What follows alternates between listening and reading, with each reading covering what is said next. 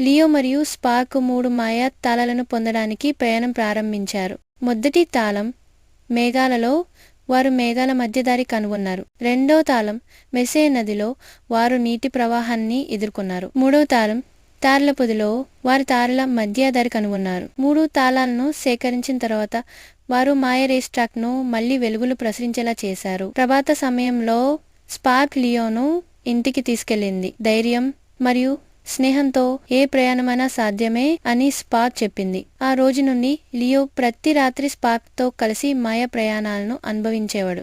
Leo మరియు spark 3 మాయా తాళాలను పొందడానికి ప్రయాణం ప్రారంభించారు. మొదటి తాళం మేఘాలలో, వారు మేఘాల మధ్య దారి కనుగొన్నారు. రెండో తాళం మెసే నదిలో, వారు నీటి ప్రవాహాన్ని ఎదుర్కొన్నారు. మూడో తాళం తారల పొదిలో, వారు తారల మధ్య దారి కనుగొన్నారు. 3 తాళాలను సేకరించిన తర్వాత వారు మాయ రేస్ ట్రాక్ ను